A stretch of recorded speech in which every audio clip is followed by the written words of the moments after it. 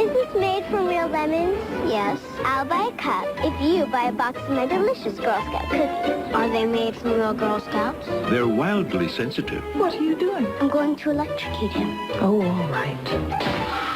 Deeply eccentric. Ah, miss!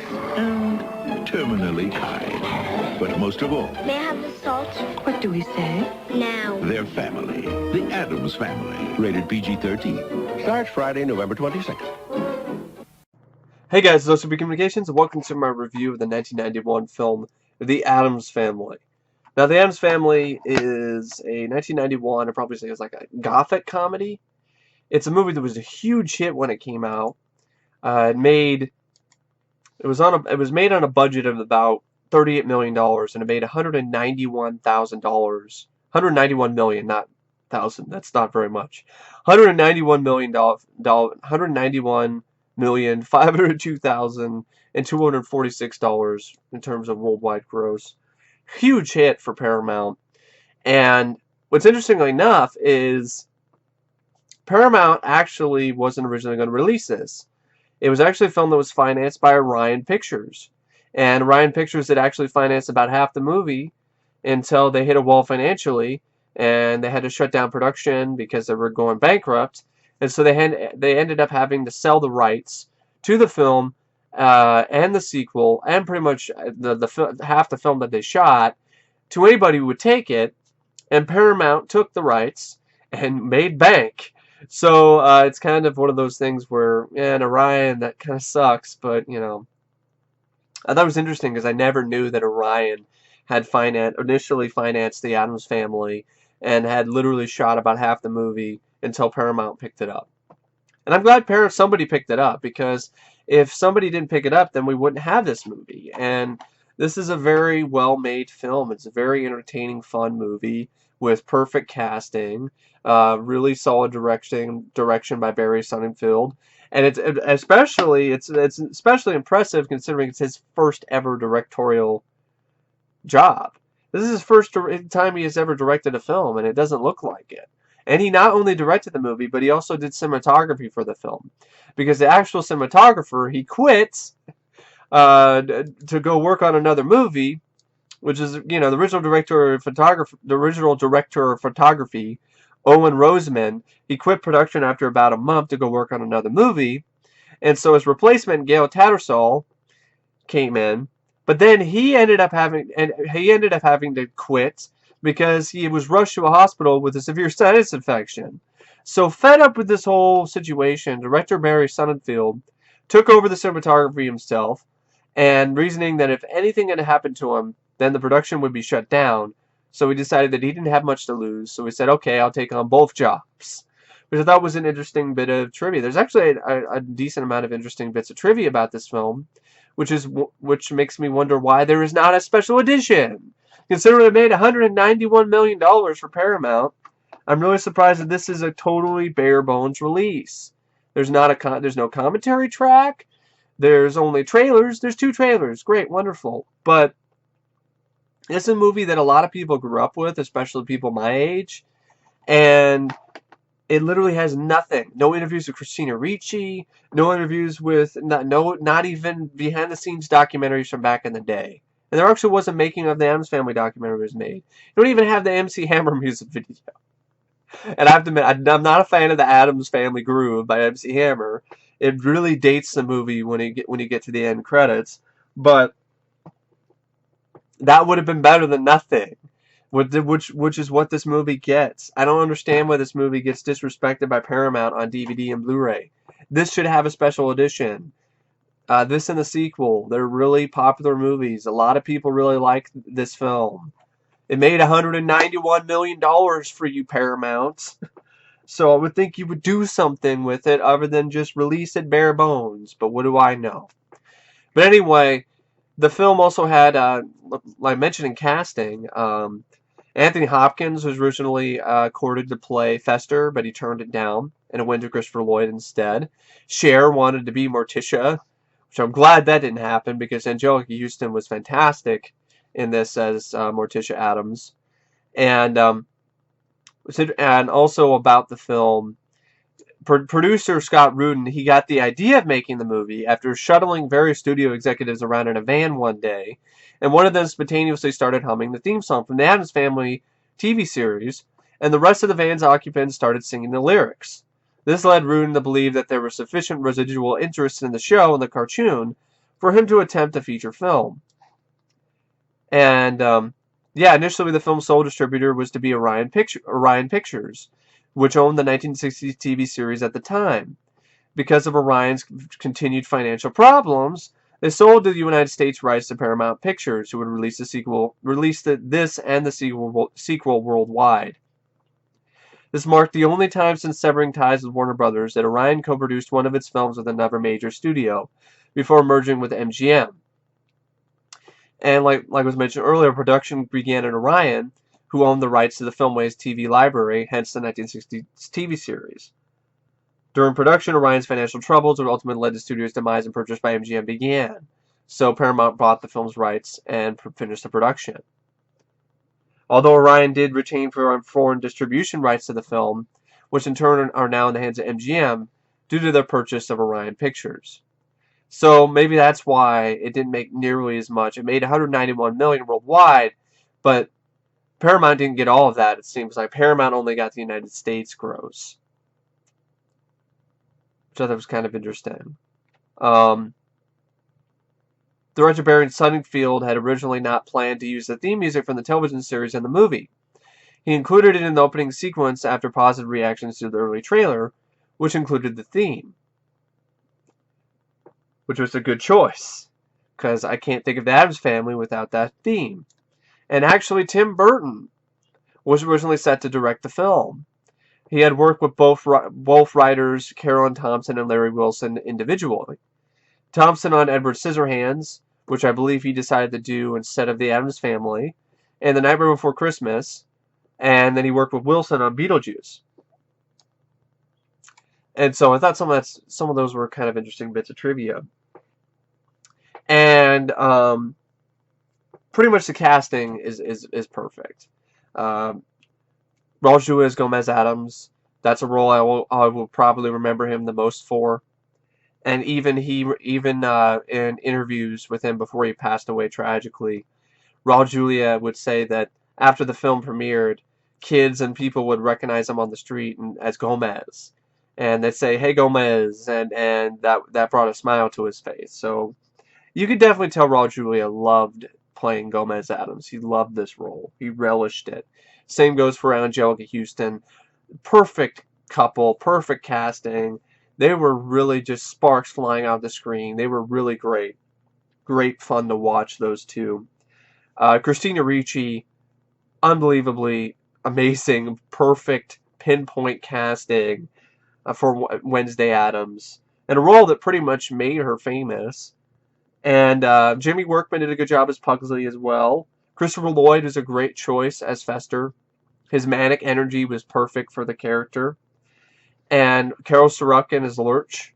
I mean, he's a big, tall guy, but he also had the charisma he needed for that type of role. And even Judith Malina played the grandma. I thought she did a good job as well. Really excellent casting, and the score is wonderful. The score itself is it has its own atmosphere on its own. The score by Mark Scheinman, it's a really great score. It is an excellent, excellent bunch of composition. It's a really wonderful score. It just adds so much more atmosphere to the film. I mean, even the production design. I mean, there's so much that works with this movie. And pretty much, and the rest of the cast is pretty solid too. The supporting cast, Dan Hedaya is Tully Alford, who's a lawyer of the Addams Family and the main antagonist of the film. Which I don't even know if he's really the main antagonist. I kind of look at Elizabeth Wilson, Abigail Craven, who also was Dr. Greta Pinderschloss, who's Fester's adoptive mother, who is also a loan shark. I guess she's supposed to be the secondary antagonist. But I looked at her as the primary antagonist and Tully as the secondary antagonist, but maybe that's just how I interpreted it. But that was those two I thought did a good job. And this is a film that over the years has grown on me because I remember watching it when I was a kid and liking it all right, but I've always preferred the sequel, and I still prefer the sequel over this. I think Addams Family Values is a much better film. It's funnier, it's wittier, it's I think it's even more. It does even more with the Addams Family. It is just a really really fun. I think it's actually a pretty very clever film. Addams Family Values. This is still a fun movie, but it does feel kind of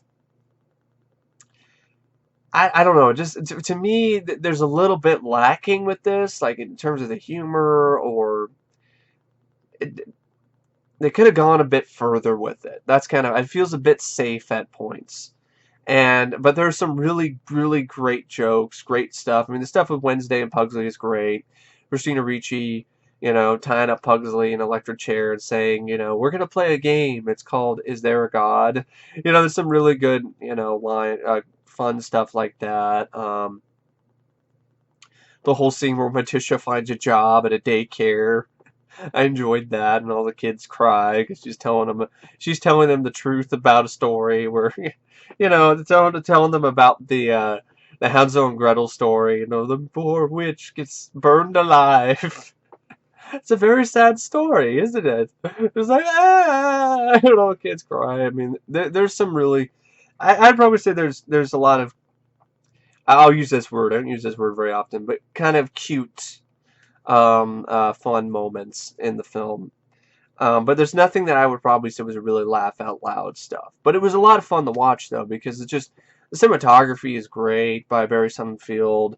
The production design, I mean, the way that they lit Morticia Addams was just gorgeous. And it actually took a lot of work. To make her eyes look slanted like the original Morticia, the makeup artist had to attach strings with spirit gum onto the outside corner of her eyes and anchor the strings to her head. And then they actually ended up having this special light that was set up just to light her face, which definitely probably had to be troublesome and kind of hard to work with. Which I thought, was kind of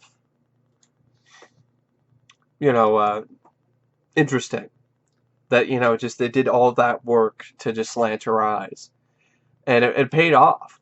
Also, Barry Sonnenfeld makes a little short cameo in a fun scene I liked, which is, I think, it's a callback to the original, which is a callback to one of the comic strips by Charles E. Addams, where Barry Sonnenfeld who is a passenger in one of the trains that Gomez is playing with. And so there's a lot of really wonderful shots in the film. It's a well shot film, and it's fun to watch. But there's just something about it to me that, at least the first film, is not super memorable.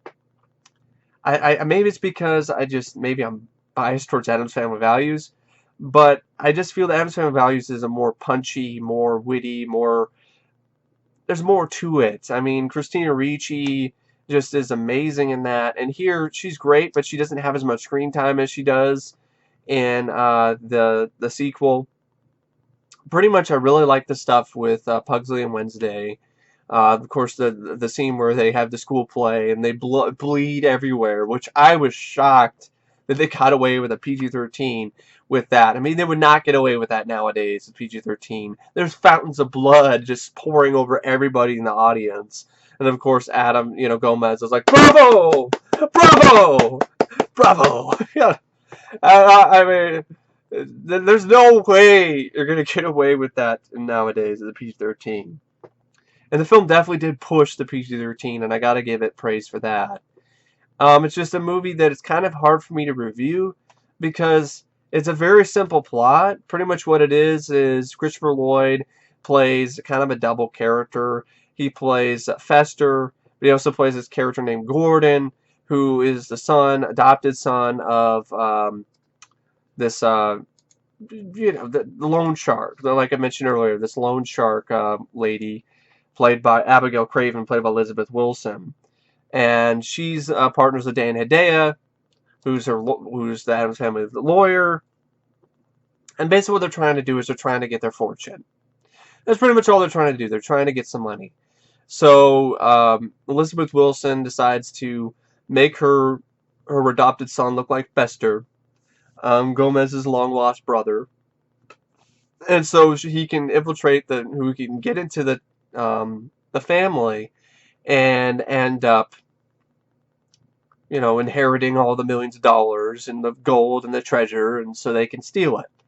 That's pretty much the plot. It's very simple, very straightforward, and there's some craziness that goes wrong, zaniness and whatever.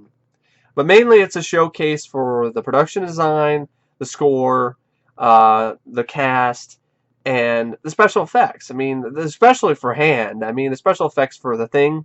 I mean, I said the Hand. It kind of is just the Hand, but it's the Thing. The special effects for Thing are amazing. They still look great to this day, and it's a showcase for the weird gothic atmosphere of the Addams family, their home, and for the gothic humor.